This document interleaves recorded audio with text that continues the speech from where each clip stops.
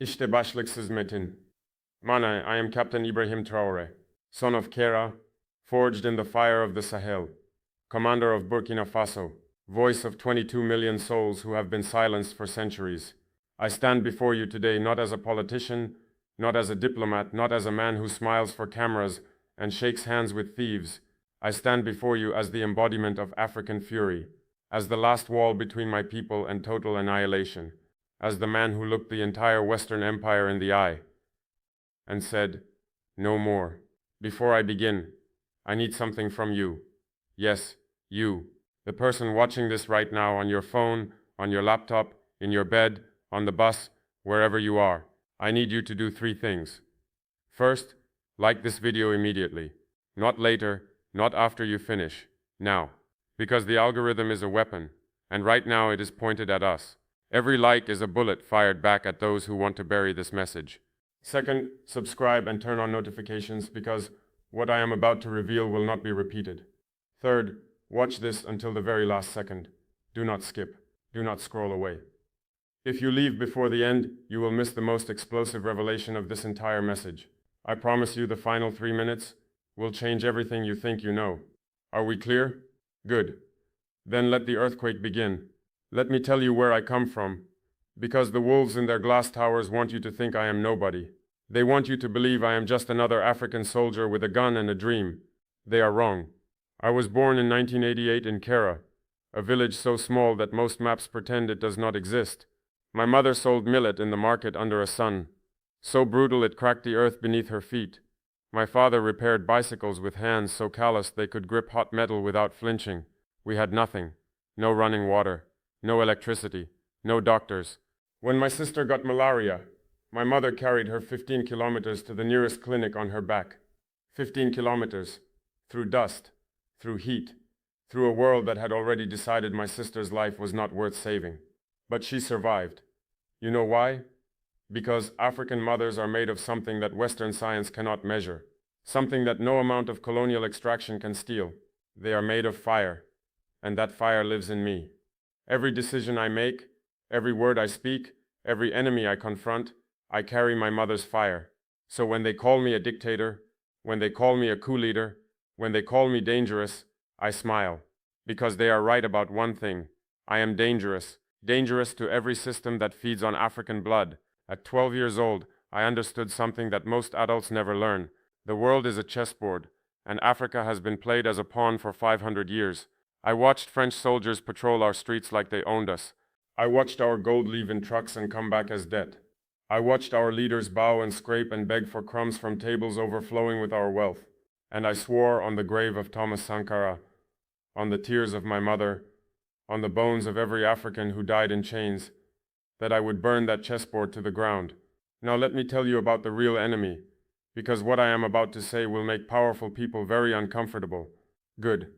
Discomfort is the first step toward truth. There is a system. It has no single face, no single flag, no single headquarters, but it has tentacles that reach into every corner of this planet. They call themselves different names depending on the room they are in. In Washington, they are defense contractors. In Paris, they are development agencies. In Brussels, they are humanitarian organizations. In Davos, they are philanthropists. But in Africa, we know exactly what they are. They are vampires. Professional, well-dressed, articulate vampires who have perfected the art of draining a continent while making it look like charity. For 60 years since our so-called independence, they have run the same playbook. Step 1. Install a puppet leader who answers to them, not to his people. Step 2. Sign agreements that hand over resources for pennies. Step 3. When the puppet gets ideas of his own, remove him. Coup, assassination, sanctions. It does not matter. The method changes. The result is the same. Africa stays poor. Africa stays dependent. Africa stays on its knees. Until now. Because here is what they did not count on. They did not count on a 34-year-old captain who grew up watching his people suffer and decided that suffering is not a birthright, it is a choice. And I chose differently.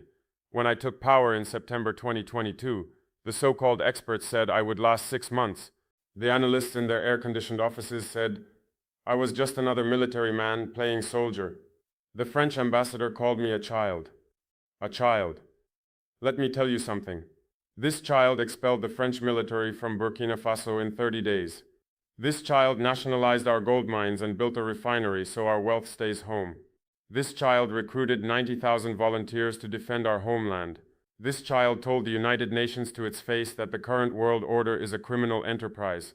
And this child is still standing, still fighting, still winning. Now I must share something that will disturb many of you. What I am about to reveal has never been spoken publicly before this moment. If you have not liked this video yet, do it now. Because the algorithm will try to bury this.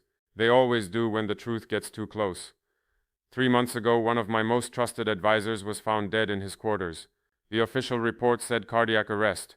But I have been a soldier long enough to know what death looks like, and what murder disguised as death looks like. Before he died, this man handed me a device containing 847 files, communications, financial transfers, operational blueprints, satellite coordinates, documents in 4 languages, including Portuguese and English, that reveal a coordinated network I will call the Atlantic Consortium. This is not a conspiracy theory. This is documented, verified, cross-referenced intelligence that my team has spent 90 days analyzing. The Atlantic Consortium operates across 3 continents. Its purpose is singular: to maintain permanent instability in the Sahel region so that the extraction of uranium, gold, lithium, and rare earth minerals can continue without interference. They fund insurgent groups. They supply weapons through shell companies. They bribe officials. They assassinate anyone who gets too close to the truth. And they have operatives embedded in at least 7 governments that I can confirm. I will not name every country today, but I will say this. Some of the nations that claim to be friends of Africa, nations that sit at the same tables with us, that sign partnership agreements, that send aid packages, those same nations have fingerprints on the weapons that kill my people, and the evidence is irrefutable. But I am not a man who brings problems without solutions. I am not here to cry. I am here to fight, and I am not fighting alone. In February 2025, I traveled to Addis Ababa for a summit that the Western media deliberately ignored. There, the leaders of Mali, Niger, Chad, and Burkina Faso signed a blood oath. Not a treaty, not a memorandum, a blood oath. We pricked our fingers and pressed them together on a map of the Sahel, swearing before God and our ancestors that we would never again allow foreign powers to dictate our destiny. We call it the Shield of the Sahel. This is not just a military alliance. This is the beginning of a new Africa. Within the Shield, we are building our own weapons manufacturing, our own intelligence network, our own financial system that does not pass through European banks, our own satellite communication grid so that no one can listen to our conversations, our own agricultural cooperatives so that we never again depend on imported food from nations that use hunger as leverage. Every single system that the West used to control us, we are replacing it, piece by piece, brick by brick, and there is nothing they can do to stop it. Do you know what happened when we announced the Shield? France sent 3 warships to the coast of West Africa. The United States repositioned a drone squadron in Niger's airspace. The European Union froze our development funds. They thought fear would break us. Instead, it united us. Because when you have already lost everything, when your children already go to bed hungry, when your soldiers already die with bare feet, what exactly is left to fear? Nothing. And a man with nothing to fear is the most dangerous force on earth. Now I must speak directly to the leaders of the Global South, because this is where my heart bleeds the most. Brazil, India, South Africa, Indonesia, all the nations that share our history of colonization, exploitation, and resistance. I respect your struggles. I honor your revolutions. But I must ask you a question that burns in my chest. Where are you when France was bombing Libya into oblivion? Where were you? When NATO destroyed Syria, where were you? When the same powers that enslaved us for centuries came back with new chains called structural adjustment, where were you? I will tell you where you were. You were at their tables, eating their scraps, signing their agreements, playing their games, and I understand why. The pressure is immense. The threats are real. The economic weapons they wield can destroy nations overnight. But understanding is not the same as accepting. And I do not accept it. You have populations of billions. You have resources that could power the entire planet. You have histories of resistance that should make you allergic to submission. And yet, some of you still dance to their music. You still let them set the rules. You still measure your success by their standards. Stop. The Global South does not need their validation. We need each other. We need a new system built by us, for us, accountable to us, and the Shield of the Sahel is the first brick in that building. I am extending an open invitation to every leader in the global south who still has fire in their belly, who still remembers what it means to fight for your people, who still believes that sovereignty is not negotiable. Come to the table. We are building something unprecedented, a network of free nations that trade directly, defend each other, and answer to no empire. The age of the middleman is over. The age of the puppet is over. The age of Africa on its knees is over. Let me be vulnerable with you for a moment, because leadership is not just strategy and speeches, it is also pain. Since I became president, there have been 11 assassination attempts on my life. 11. I have been poisoned twice. My motorcade has been ambushed 3 times. A drone strike hit a building I had left 7 minutes earlier. 7 minutes. That is how close death walks beside me every single day. My wife has not slept a full night in 2 years. My mother prays for me every morning at dawn, and I can hear the fear in her voice even through the phone. My friends from childhood, the ones who used to kick a deflated football with me in the streets of Kera, they beg me to step down. They say it is not worth dying for. And sometimes in the darkest hours of the night, when the weight of 22 million lives presses down on my chest like a stone, I almost believe them.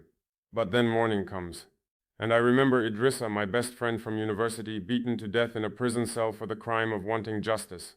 I remember the children of Jibo, whose village was attacked while they slept, their bodies so small they fit in one grave. I remember Thomas Sankara, the greatest African leader who ever lived, murdered at 37 because he dared to say that Africa could feed itself, clothe itself, think for itself, and I remember why I am here. Not for glory, not for power, not for history, for them, for every African who was told they were nothing and chose to believe otherwise. Now I come to the part that will keep intelligence agencies awake tonight. During our investigation into the Atlantic Consortium, a name kept appearing in the encrypted communications. Not a real name, a code name. They call him the Man of Glass. He is referenced in 213 separate documents. He appears to be the central coordinator between the financial networks in Europe, the weapons pipelines in South America, and the operational cells in the Sahel. Every major attack, every arms shipment, every political assassination in our region over the past 3 years traces back to instructions from this individual. We do not yet know his real identity, but we know this. He communicates through a quantum encrypted server farm located in 3 countries simultaneously. He has diplomatic immunity in at least 2 nations. He speaks 5 languages fluently, and he was physically present in West Africa at least twice in the past 18 months. My team, led by Aisha, the most brilliant digital warfare specialist on this continent, has been closing the net around him for weeks. We are very close, and when we find him, the entire rotten architecture of the Atlantic Consortium will collapse like a house of cards in a hurricane. I am telling you this publicly for a reason, because the Man of Glass is watching this video right now. I know you are, and I want you to know something. You made a mistake when you targeted the Sahel. You underestimated us. You thought we were too poor, too divided, too broken to fight back. You thought you could keep bleeding us forever, and we would simply accept it. But you forgot something fundamental about Africa. We are the continent that survived the greatest crime in human history, slavery, and came out the other side still standing, still breathing, still fighting. If 400 years of chains could not destroy us, what makes you think your little consortium will? I will now reveal for the first time our strategic response to the threat posed by the Atlantic Consortium. I have authorized a comprehensive initiative that we call Operation Sovereignty. It has 4 pillars, and it begins immediately. Pillar 1. Economic liberation. Within the next 12 months, every nation in the Shield of the Sahel will transition away from the CFA franc entirely. We will launch our own digital currency backed by gold reserves that we control. Every mining contract signed under the previous regimes is under review, and any contract that gives more than 15% of revenue to foreign entities will be renegotiated or terminated. Our wealth stays in our hands. Pillar 2. Military fortification. We are building the most advanced drone defense system in Africa, designed and manufactured on African soil.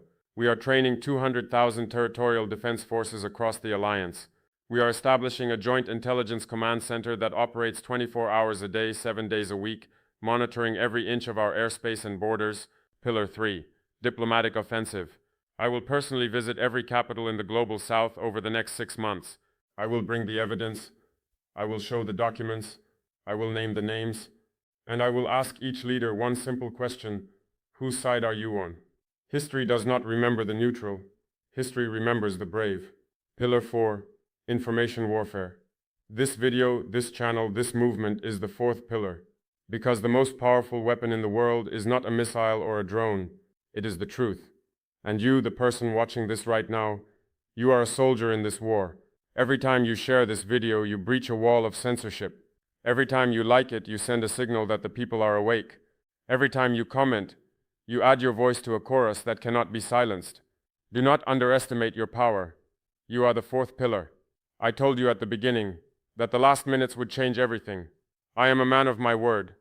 72 hours ago, Aisha cracked the outer layer of the Man of Glass's communication network. What she found shook us to our core. The Atlantic Consortium is not just funding insurgents. They are planning something they call Project Eclipse, a coordinated economic and military operation designed to simultaneously collapse the governments of 6 African nations within a 90-day window. The target date is September 2025, 6 months from now. Project Eclipse involves crashing our currencies through coordinated short selling, cutting our access to international payment systems, launching a media campaign to paint our governments as tyrannical, so the world looks the other way.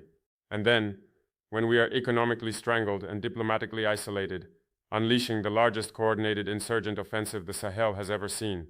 They have budgeted $4.2 billion for this operation. They have recruited 12,000 mercenaries. They have pre-positioned weapons caches in locations I will not reveal publicly, but which we have already identified and are moving to neutralize. This is not a warning. This is a declaration. We know about Project Eclipse. We know who is funding it. We know where the weapons are. We know the timeline. And we are already 10 steps ahead. So to the architects of this abomination, hear me clearly. If you proceed, you will face the full force of the shield of the Sahel. You will face nations that have nothing left to lose. You will face soldiers who fight not for money but for their children's futures. You will face the combined fury of a continent that has endured more pain than you can imagine and is still standing. Come if you dare. We will be waiting. I am Ibrahim Traore. I am 36 years old. I lead a nation that the world forgot. But we are not forgotten anymore. We are the roar that shakes the earth. We are the fire that cannot be extinguished. We are the generation that says enough and means it with every drop of blood in our veins. To every African watching this, stand up. Your time has come. To every person in the global south, join us. Your liberation is our liberation. To every human being on this planet who believes in justice, spread this message. Be the fourth pillar.